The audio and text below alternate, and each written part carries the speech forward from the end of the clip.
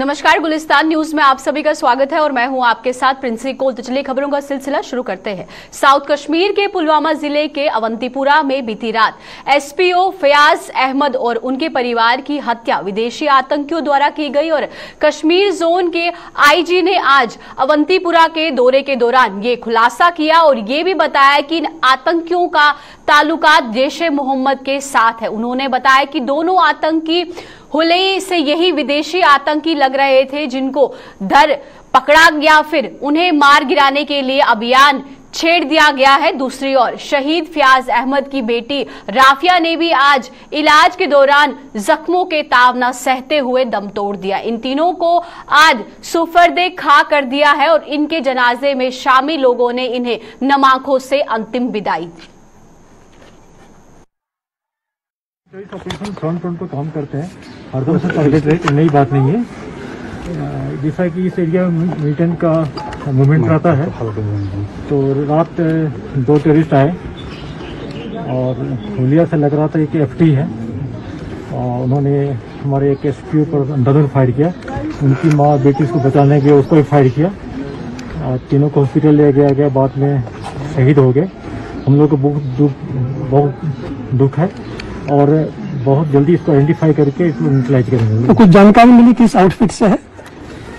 Obviously इस area में जो मूवमेंट जैश-ए-मोहम्मद का है, इस लोकल एरिया में ये जैश से ही होगा। जम्मू के रत्नुचक इलाके में बीती देर सेना की ब्रिगेड हेडक्वार्टर पर 2 ड्रोन को उड़ता पाए जाने पर सुरक्षा व्यवस्था और चाक चौबंदी कर दी गई है। ब्रिगेड हेडक्वार्टर के अलावा इसके आसपास के इलाकों में बड़े स्तर पर तलाशी अभियान चलने के अलावा जम्मू शहर में भी नाकों में इजाफा कर दिया गया है। खासतौर पर बलोल पुल और परमंडल की तरफ से ब्रिगेड हेडक्वार्टर तक आने वाले मार्ग पर लगे नाकों पर तमाम वाहन चालकों से पूछताछ का सिलसिला जारी है। रविवार रात सेना की ब्रिगेड हेडक्वार्टर के नजदीक 11:50 से लेकर सुबह के 12 बजे के बीच सेना ने हवा में रंग बिरंगी रोशनी से लैस 2 ड्रोन को उड़ते देखा था। करीब 50 से 75 मिनट की ऊंचाई पर उड़ रहे थे। सेना के जवानों ने इन पर फायरिंग भी की थी, लेकिन ये दोनों ड्रोन वहां से गायब हो गए। आपको बता दें कि पाकिस्तान जम्मू कश्मीर में किसी भी तरह से शांति स्थापित नहीं होने देना चाहता है। इसके लिए पाकिस्तान ड्रोन की मदद से जम्मू कश्मीर के सीमा क्षेत्रों में नशे की खेप और हथियार पहुंचाकर भारत की पीठ पर छुरा गोपने के काम को अंजाम दे रहा है। इससे पहले रविवार तड़के पाकिस्तान ने ड्रोन की मदद से जम्मू के ट्रेनिंग एयरपोर्ट में जहां पे 2 बम के धमाके किए थे। हालांकि इन धमाकों से किसी भी तरह का कोई नुकसान नहीं हुआ था, लेकिन वायुसेना के 2 कर्मी मामूली रूप से घायल हुए थे।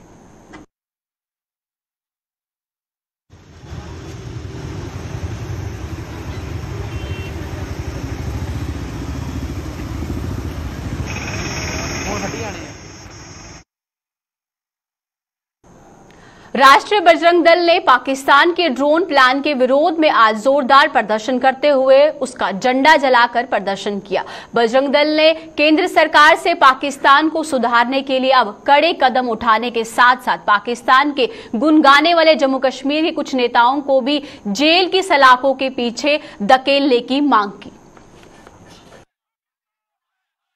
मांग कर रहे हैं कि ये पाकिस्तान है, ये जूते की भाषा समझने वाला देश है, ये कभी नहीं सुधरने वाला।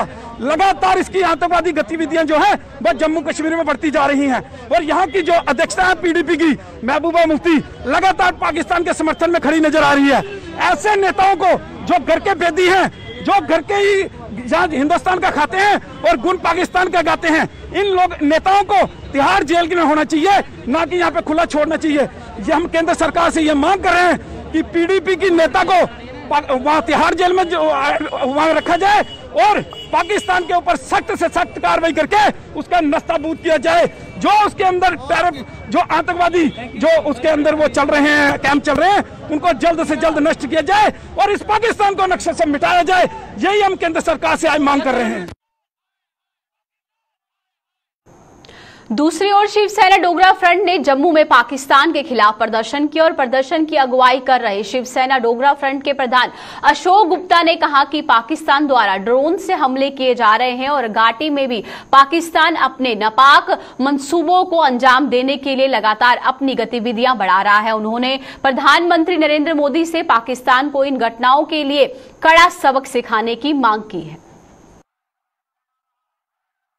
हिंदुस्तान के अंदर पहली घटना जब ड्रोनों से बम फेंके गए, एक एसपीओ, उसकी धर्मपत्नी, उसकी बेटी, तीनों को मार दिया गया क्योंकि उसका भाई सेना के अंदर है।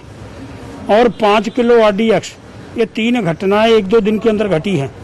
इसके बाद यहाँ के नेता कश्मीर की पार्टिसिपेशन, शमूलियत कराने की बातें करना चाहते हैं, ये बर्दाश्त नहीं हो रहा। इसलिए मांग करना चाहता हूँ कि ये जो बातें घट रही हैं, पाकिस्तान तभी सुधरेगा, 71-65 की जंग होगी, नानी याद होगा, तब जाके पाकिस्तान सुधरने वाला है। जनरल मानेकशॉ फिर दोहराना पड़ेगा और 2 लाख कैदी जो उनके बनाए थे पाकिस्तानी 71 और 65 की युद्ध के अंदर, वो बातें जब तक दोहराई नहीं जाएंगी, ये कुत्ते की दुम्ब पाकिस्तान नहीं सुधरेगा। आर करो या पार करो, मोदी जी एक ही बार करो और इन पर हमला करो। कांग्रेस आरएसपुरा जिला ग्रामीण इकाई ने केंद्र सरकार से पाकिस्तान की लगातार बढ़ रही हिमाकत पर नकेल कसने की मांग की है। इकाई ने आज एक बैठक कर जहां अवंतीपुरा में एसपीओ की शहादत और इलाज के दौरान उनकी पत्नी व बेटी की मौत पर रोष जताया, वहीं पाकिस्तान के ड्रोन हमलों पर भी चिंता व्यक्त की। इकाई के प्रधान हरि सिंह ने आतंकियों को कोई धर्म व जाति नहीं है और लिहाजा इनके खिलाफ सख्ती बरतनी चाहिए। और गवर्नमेंट को रिक्वेस्ट करते हैं कि मिलिटेंट जहां भी हैं, इनका ना कोई धर्म है ना जात है, इन पर कड़ी से कड़ी कार्रवाई करनी चाहिए। और भी जहां जहां भी कोई मिलिटेंट है, कांग्रेस हमेशा एंटी मिलिटेंट है।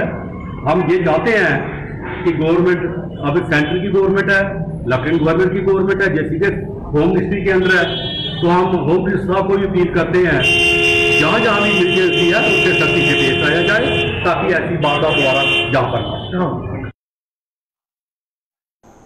SSP traffic ruler Jammu Mohan Lal केत के राजौरी पुंछ के दौरे के बाद इन दिनों ही जिले में यातायात नियमों का उल्लंघन करने वालों की शामत आ गई है। पुंछ में ट्रैफिक पुलिस ने ऐसे लोगों के खिलाफ अपनी मुहिम में तेजी ला दी है और पुंछ में आज ट्रैफिक पुलिस ने जगह जगह नाके लगाकर ऐसे लोगों के चालान काटे और कई गाड़ियों को जब्त भी किया है। वहीं इसके अलावा चालकों को एसओपी का पालन कराने के प्रति भी जागरूक किया गया।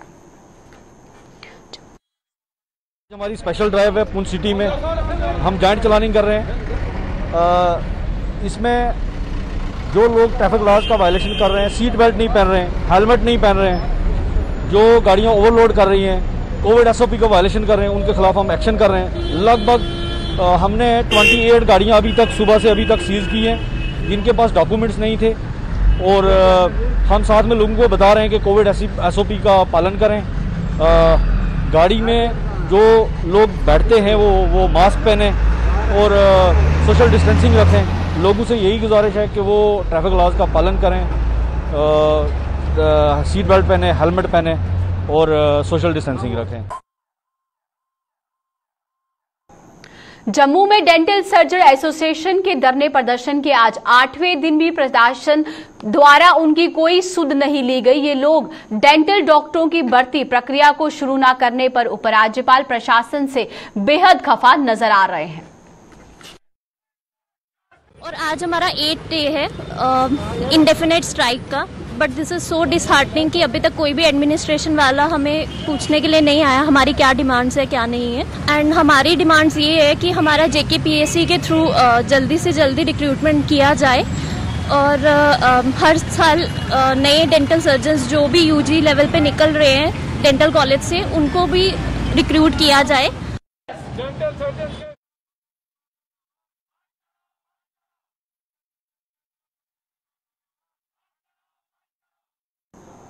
कश्मीर घाटी में सिख समुदाय से ताल्लुकात रखने वाली 2 युवतियों के जबरन दरमर्तन और शादी का मामला तुल पकड़ता नजर आ रहा है। और कश्मीर में जहां सिख समुदाय सड़कों पर उतर आए हैं, वहीं जम्मू में भी ये सिलसिला शुरू हो गया है। जम्मू में आज सिख समुदाय ने चट्ठा इलाके में प्रदर्शन कर देश के अन्य राज्यों की तरह तर्ज पर जम्मू कश्मीर में भी धर्म परिवर्तन कानून लागू करने की मांग की है। वहीं यूथ सिख सेवा ट्रस्ट ने भी आज एक प्रेस कॉन्फ्रेंस कर ये मांग दोहराई। इस बीच सिख यूनाइटेड फ्रंट ने कहा कि सिख कौम कश्मीर घाटी में हमेशा ही मुश्किलों से मुश्किल समय में बहुसंख्यक समुदाय की मदद करती आई है, लिहाजा उसे ऐसे अनासर तत्वों पर नकेल कसी जानी चाहिए।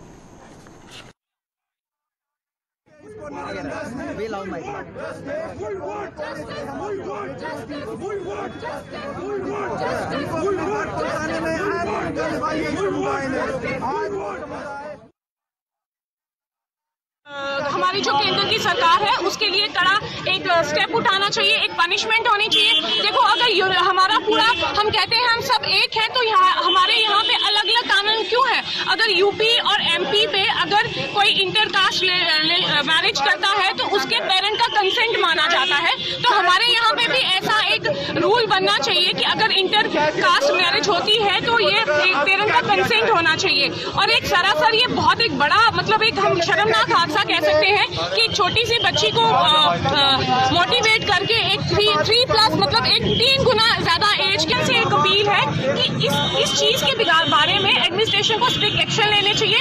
क्योंकि अगर मैं बार बार आपको यही कहूंगी कि हमें कम्युनिटी के खिलाफ नहीं है। आज हमारी कम्युनिटी के साथ हो सकता है, कल हिंदुइज्म में हो सकता है, मुस्लिम के साथ भी हो सकता है, पर हमारे कहने का मतलब है जो गलती करते हैं उन कल्प्रेट्स को पकड़ के पनिश करना चाहिए, ना कि पूरी कम्युनिटी के ऊपर उंगलियां उठानी चाहिए। एक अलग ही तरीके से एक माहौल जो है वो खराब किया जा रहा है, जिसमें जबरन 19 साल की बच्ची को एक 50 साल के बच्चे से जिसका निकाह कराया जाता है, जो सिख कम्युनिटी इस चीज को जो है वो बर्दाश्त नहीं करेगी।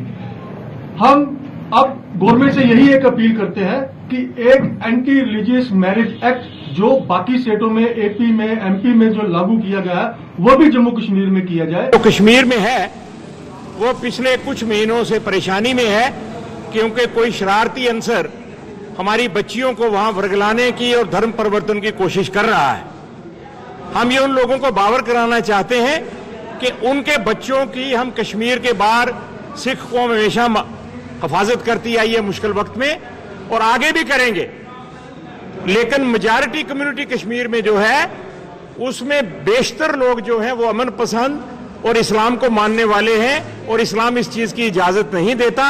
लिहाजा मेजॉरिटी कम्युनिटी से अपील करते हैं कि वो अपने इन शरारती अंसर को काबू में करें, नहीं तो हालात कोई भी करवट लेंगे वो कोई अच्छी अलामत नहीं होगी हमारे भाईचारे और अमन के लिए।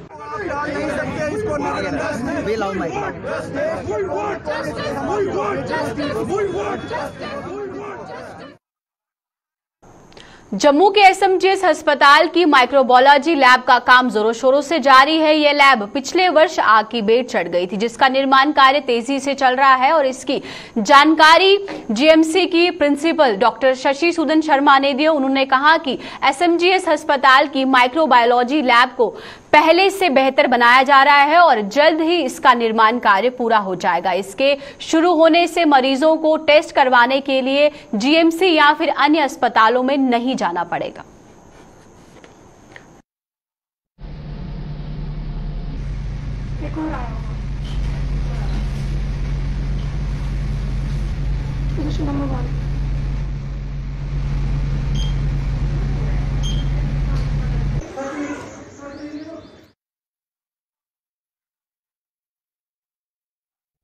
बहुत बड़ा डिसिप्लिन है जिसमें मशीनों का काम कम और ह्यूमन रिसोर्स का काम ज़्यादा है।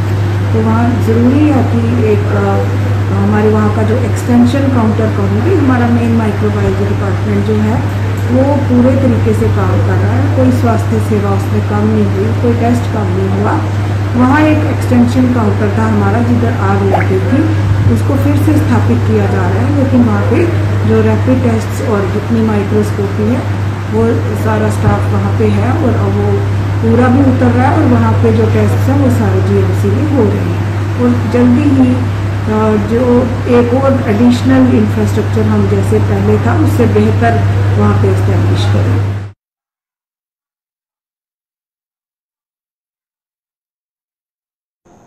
जम्मू में एयरफोर्स स्टेशन पर हुए हमले और नरवाल से आईडी पकड़े जाने के बाद जम्मू बस स्टैंड में भी सिक्योरिटी बढ़ाए जाने की मांग उठी है। वहीं Jammu bus stand trader welfare association प्रधान रमेश टाक ने प्रशासन से मांग की है कि जम्मू में आए दिन घटनाओं को देखते हुए बस स्टैंड में सुरक्षा बढ़ाई जाने के साथ साथ चेकिंग अभियान चलाने की मांग की है। रमेश टाक ने कहा कि बस स्टैंड एक ऐसी जगह है जहां पर हर जगह से लोग आते हैं, इसलिए इस जगह पर विशेष ध्यान दिया जाए। और क्या कुछ कहना है उनका, सुनिए।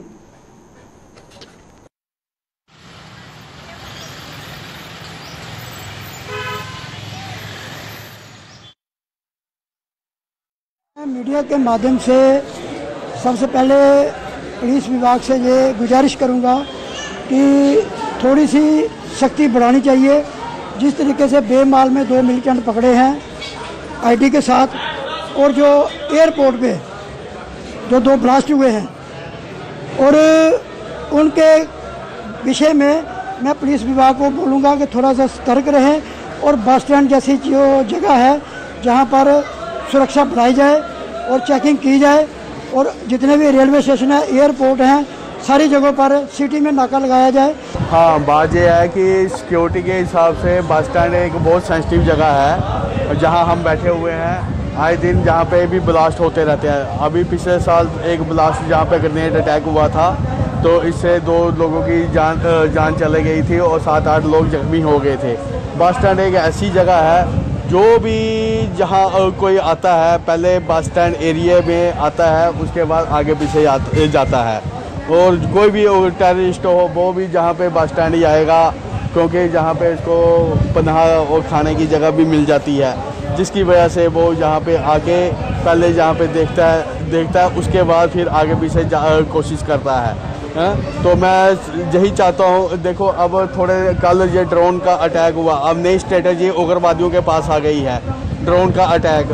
और बस स्टैंड में भी भीड़ भाड़ रहती है, रेलवे स्टेशन में भीड़ भाड़ रहती है, इधर साथ में मंदिर बाजार है जहाँ भी भीड़ भाड़ रहती है, आए दिन वहाँ पे अटैक होते रहते हैं। इस प्रकार के ये अटैक को रोकना होगा, नहीं तो आने वाला कल हमारे लिए बड़ा ख़तरनाक है। और सरकार को चाहिए कम से कम इसके लिए कोई ना कोई विशेष टीम बनाई जाए जिससे ड्रोन अटैक रोके जाएँ और आतंकवादियों की गतिविधियों को रोके जाए।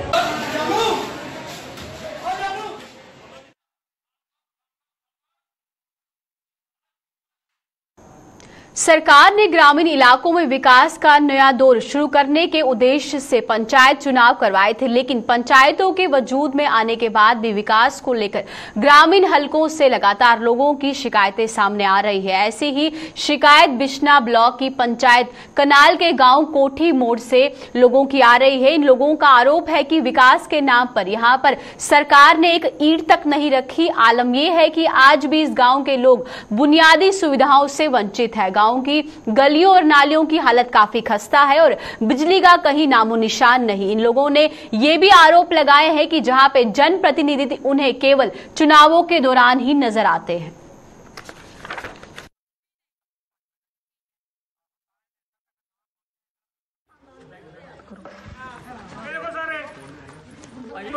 पैसे खर्च के पाइए सर, कुछ भी नहीं सानू को सर, ये मनवा जरा पेदा सन आपको फायदा कोई सर कोई जरूरत नहीं है।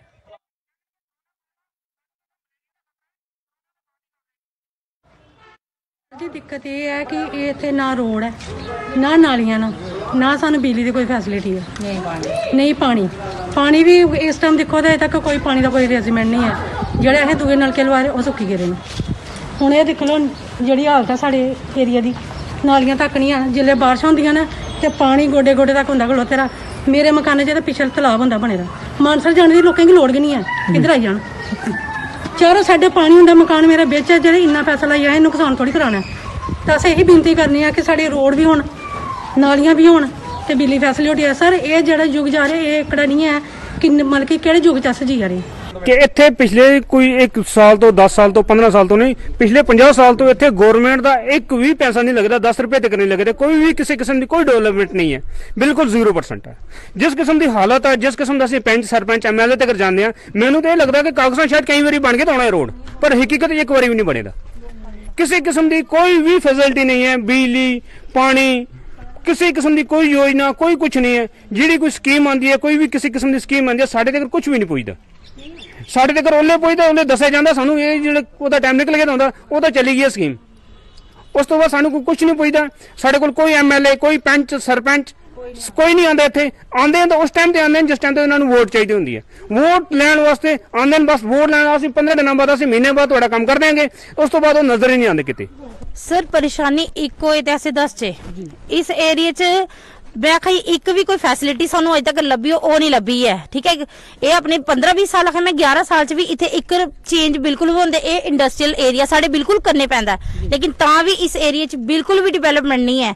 अगर सानू चलो पहले आखदे साडे कोल रस्ता नहीं है, हुण सारे सानू रस्ता मिलिया, लेकिन एदे विच ना कोई ने मलबा सुटाया, ना किसी ने कोई तरह का आया। असीं सरपंच साहब ही सद्या, लेकिन सरपंच साहब ने आख्या कि तुहानू 22 तरीक काम लग जाना। अज 27 तरीक होई, मैं डेली फोन कराई हां, एदे विच डेली देखो किन्ने बारी मैं डायल किया कॉल, ना वो रिसीव करते ना चुकते ना कोई गल करते।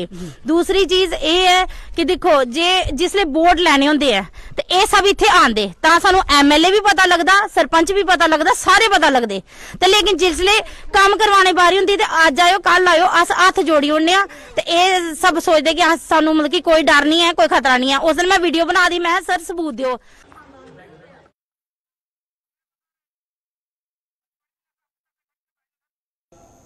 चलिए अब समय हो चुका है अलविदा लेने का। अब इसी के साथ मुझे दीजिए इजाजत। नमस्कार।